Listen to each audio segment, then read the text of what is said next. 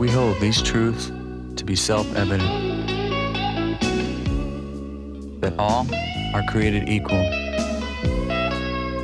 that they are endowed with certain unalienable rights, that among these rights are life, liberty, and the pursuit of happiness. This is Chris Winters saying that it's your right to know.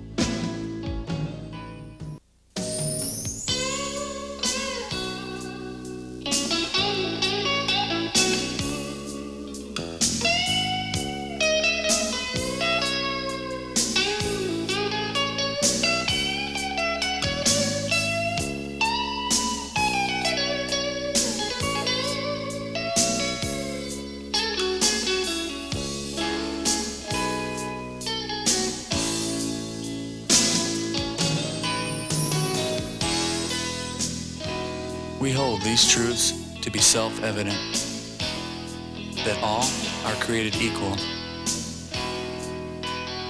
that they are endowed with certain unalienable rights, that among these rights are life, liberty, and the pursuit of happiness.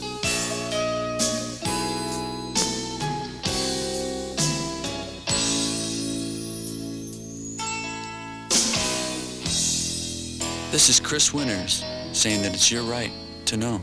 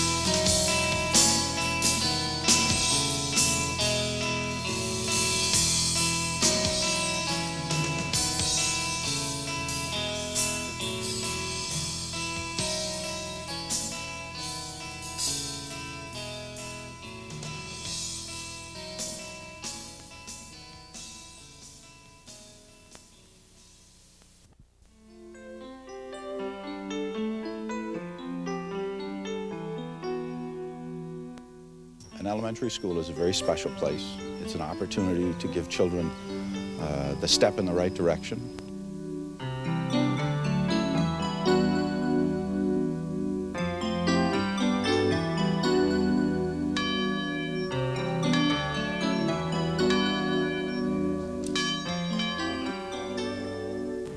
Avery Coonley continues to grow and prosper year after year, I think for many reasons, one of which is we have a very special philosophy. We do cater to a certain kind of individual student, and those students are ones that have shown academic potential or have academic potential. They're gifted, academically gifted, and they're a special population. No other schools in our area, and very few in the nation, are targeted to elementary students who have those special needs. One of the most difficult things to do is to explain to individuals what makes this place truly special. Oh, it's the children. They're very, very special. I wouldn't be here for 20 years if it wasn't. It really is a very special place. We can take these bright children and take them on and enrich them. So many of the 4-year-olds are actually reading. They're very knowledgeable. When we come to dinosaurs, they're probably more knowledgeable than I am. Well, what was the armored dinosaur? Remember? He had bony plates. Both of them. Mm-hmm. What was his name? Alex knows, don't you? Stegosaurus. Stegosaurus, he's a And favorite too. Triceratops. Triceratops. How do we We know hope to get them so all of the areas of development, social, mental, physical, and emotional, are fairly even, so by the time they get to first grade they can really begin to soar. I feel it's important that the tone that I set and the atmosphere that I set here in first grade is one that promotes their curiosity, that promotes their seeking more knowledge and taking things as far as they can go. They need to have a chance to grow and to stretch and to reach, and yet not have it be so hard that they're going to feel frustrated. Chances are whatever jobs they're going to have when they're adults don't even exist yet. So if instead of priming them with lots of facts, that they can just recite back, but if they come up with a thinking attitude, with a probing attitude, with the fact that they want to learn all of their life, then they will indeed be ready for the jobs that aren't even here yet or create their own. 1950s. Regardless of how bright they are or how gifted they are, they're still a child. They're still 6-year-olds, they're still 7-year-olds, and they still need a chance to be children and to learn to interact as a child. So we provide opportunity for that too, because I think that's important too. Sometimes education seems to be really mechanical. You have 45-minute periods, and the bell rings. And you have 4 minutes to get to your next class, and the bell rings, and you have 45 minutes, and the bell rings. And then you have lunch, you eat for 20 minutes, then the bell rings. You go to your next class, and the bell rings. And the day is over, and then you go to whatever else you have to do after school. Straight talk about school.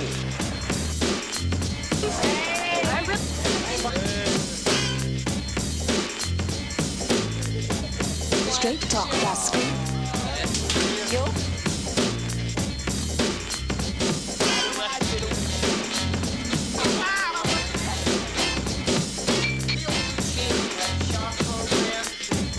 Straight talk about school.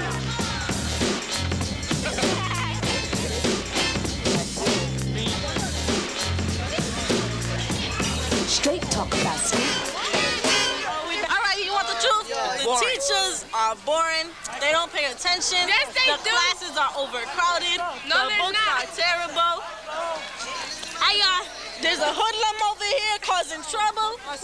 I noticed like a lot of my friends have been like having, stress attacks. Too much stress. Teachers are getting on your nerves and the students are pressuring you to do things. So that's what a stress attack is. In high school, I actually wish I can go back to high school because it was a good time. It wasn't as, let me tell you, it wasn't as stressful as now, and it's not going to be as stressful in the real world. It brings my grade up from whatever it is to like a B+. Ladies and gentlemen, it's going to be hard, It's not going to be easy. Right. This one has no chance.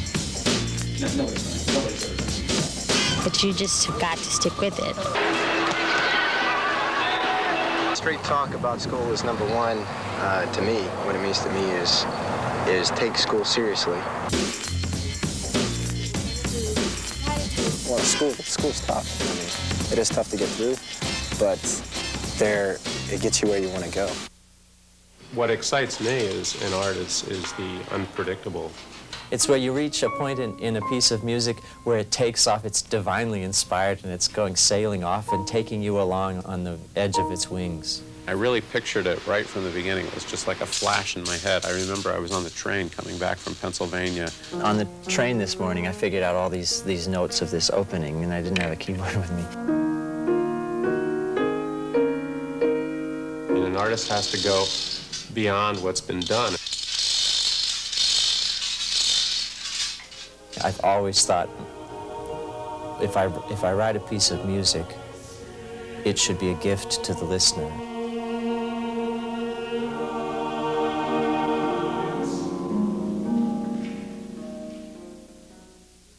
There's this common misconception that people have about being an artist, and I think they believe that you're spending all day in your studio practicing this lovely, beautiful art. When I was 6 and 8 years old, I used to think, it takes a genius. But actually, it gets tiring after a while. And slowly I've decided it doesn't take a genius, it takes a lot of hard work and someone who loves what they're doing. Just, churning through these designs, coming up with material. I mean, you have to be musical, but it's more hard work than almost anything else. Spending 60% of your time on the phone. Make phone calls, write letters. Doing paperwork, making proposals. Think of strategies about how to get things done. And the disappointments of not getting this or not getting that. The business end, you just take it by the throat and you do it. And it's not like, just a lovely thing to do. You can tell when you walk in the door. It's a feeling of friendliness. When I get all steamed up, hear me shout, tip me over and pour me out. It's just a great center. One thing you want to work on is you want this to be straight. Right, that's what I'm realizing I'm doing. I think with practice that will come. That's the same. Right. It's really fantastic. So good! I guess if I had to describe the community house in one word, the word would be dynamic.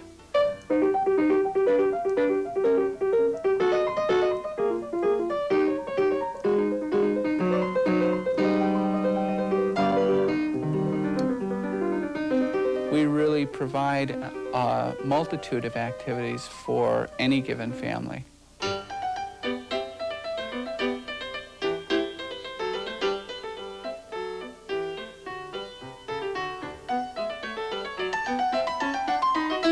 I think my job as the program director at the community house is to ensure that I meet the needs and the wants of the members of the community, and to make sure that the programs not only meet those needs, but are enjoyable for them as well. Okay, Michael, Adam, bend your knees. And together. 1,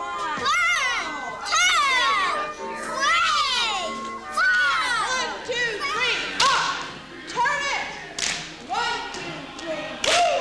Point your toes! One of the things that we like to do in the babysitting class is to have a scenario where we get a group together and you try to teach each other perhaps how to tie your shoes. You and Matt. So good! Use the backboard! I think the community house offers a vast number of resources. It has education and it has fun, and they're wrapped into one program, and that's what we try and achieve. How to be safe, how not to talk to strangers, how if you're home alone to lock those doors. I have a question. Yes. When I'm home alone and I'm eating breakfast, I always lock the door. Oh, that's a good idea. That's a good idea. To introduce you to the solid state relays that we were talking about, I'd like you to follow me out into the shop area, and I'll give you a little demonstration. What would you do as a... This year, millions of young people are on their way to becoming our future business leaders.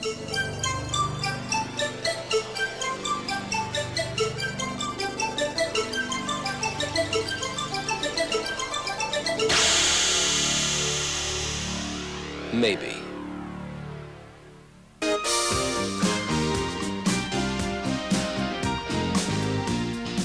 Junior achievement is about 3 things: youth, business, and education.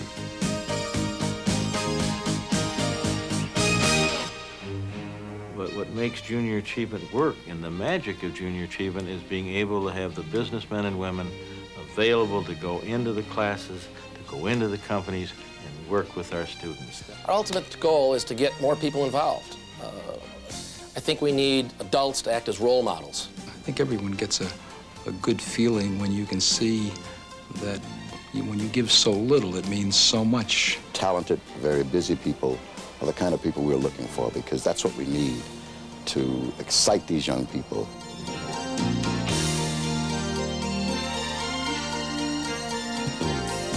Junior Achievement is the oldest, largest privately funded economic education organization in the world. And these are your applications for a scholarship.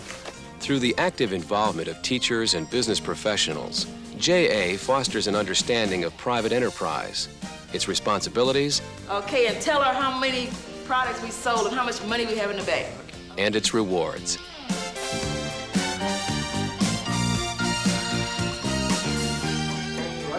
I think these people would be interested in a cash transaction. I think so. Frank Morgan, Quaker's president and chief operating officer.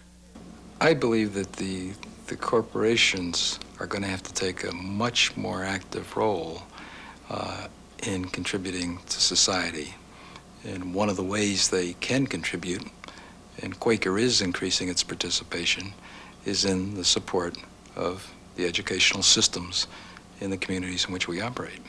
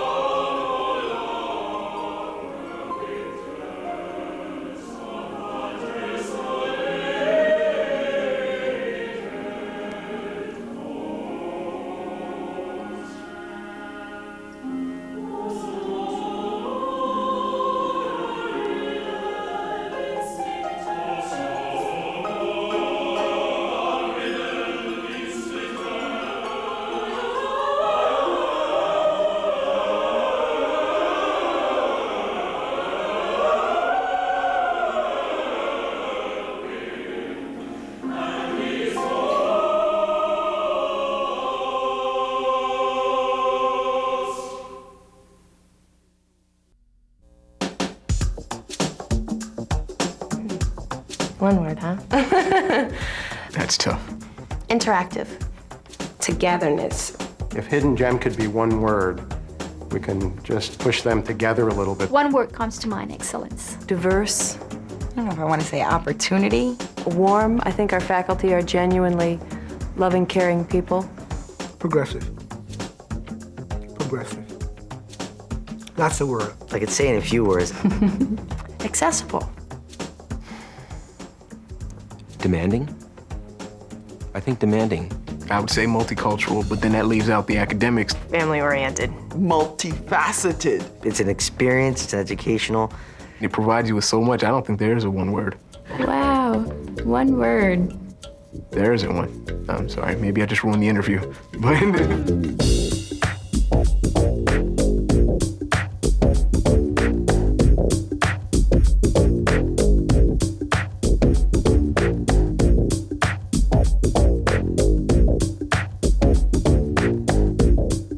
But this is the college experience I never had, that I wish I had had when I was an undergraduate. This place is really quite special. The thing that attracted me to Kane is the fact that it's more of a one-on-one type of situation with professors. They really care about their students. Your mission, your desire, all your energies as a faculty member are put into bringing that student individually to a higher place. In an unprecedented collaboration, 4 esteemed New York cultural institutions are commemorating the 100th anniversary of publisher Adolph S. Ochs's purchase and innovative stewardship of the New York Times. To mount the commemorative exhibits, the New York Times opened its vast morgue and archives to the curatorial staffs from all 4 institutions. What emerged was not only a trove of historically rich information about New York, the nation, and the world during the last century, but also Mr. Ox's personal letters and manuscripts that provide valuable insights into the journalistic foundation on which the newspaper is built. The participating institutions each showcase a different aspect of the Ox New York Times contribution to journalism.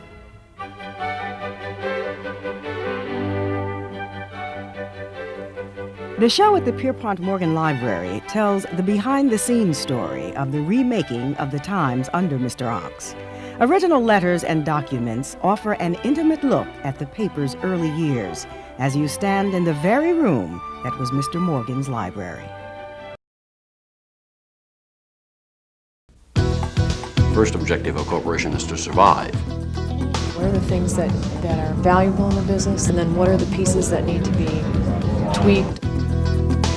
I used you as an example of a company which was using new technologies in global capital markets very effectively. So. You don't have time. This is something we have a particular interest in because we're interested in global organization.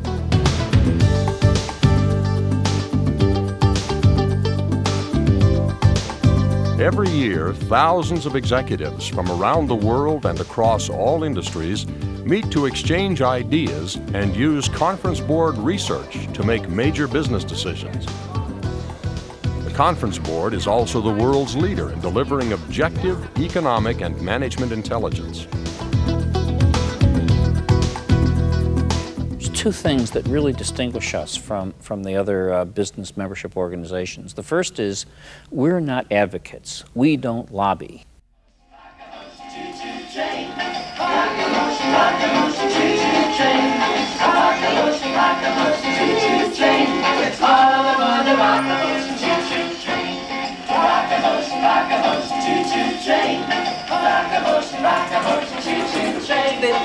It's the early starting point where you can really have an impact in the lives of the children in a way that will really influence them for the rest of their lives. Oh, we're paying attention? No. Put on your looking eyes. Put on your listening ears. And your thinking caps.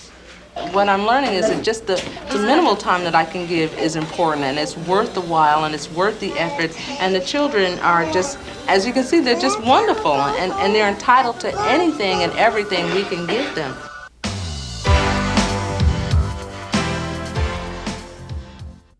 It's as if everything inside of you is heating up, and all of a sudden, boom. I'm suddenly 52, and my mother had a heart attack when she was about 56. And I said to myself, oh my God, I have a fever. And yet, I don't have a fever. I was really a moody witch. I was, and I didn't like it. But I didn't know what was ahead of me. You have a lot of emotional things going on. I have very little bones, and I'm worried that they might disappear. This was such a dark kept secret. Menopause was not discussed at any time. And now it's out in the open, it's out in the closet, and more women are discussing.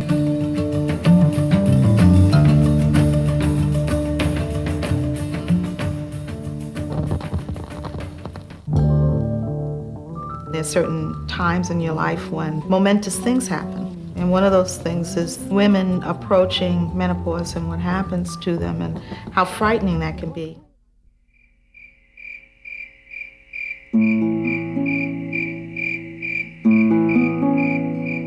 One also is a paradox, yeah, because it's a puzzle. It looks a certain way on the outside, but on the inside it's completely different. You get a completely different perspective when you're here.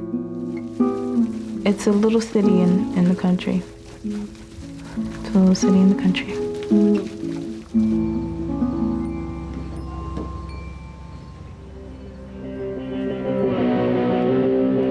Pumpkins are now half price, ladies and gentlemen. It's a paradox. It's two ducks, one paradox. A pair of ducks.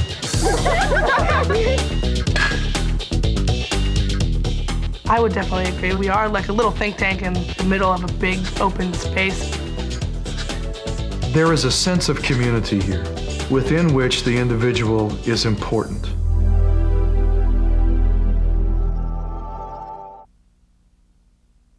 pictures, pictures, pictures. The camera kept on counting. We get the pictures back and everything looks blue. It's a pain in the butt. A lot of the problems because the light. Too dark, too light. And so you have to keep mashing this button, mashing this button. You know, by the time you can get the camera ready and get it focused and get in on it. And by that time, the person at the other side is tired of smiling. It opened and all the pictures were ruined. And no pictures. The camera is too heavy. É pesada. Too heavy. This one fit in a pocket. Squeeze everybody in the photo. Usually I do my own panoramic. I stand here like this and I go this, and then I put them together. Because I always look at negatives and say, now which one is this? You can't identify what's what on the film. You always record the dates like in front of, on the picture, and I just hated that. I thought I had it, you know, where it would be in the square, and I had part of the head cut off. Oh, it's a cassette. That's neat. The film is a cassette? Right. Wow, that's great. Excellent. This right here would be a whole lot easier than a regular negative. So you can always keep this. So much easier to pick the right, and if you want to go make reprints. Great, great. What did you term it as? Mid-roll changes? Take it out and just put it back in. One camera does all of this. That is beautiful. Oh, that's beautiful. That's really And great. you could do that all on one camera? Instead of writing it on the back, year, date, it'll be already on there. That'd be great. Right. I mean, it seems like you'd be paying $300 just to get all this to come out like this. I'd buy it. When do I get to see this camera? So you're going to give us one of these cameras? We'll take two. Hey, y'all say cheese.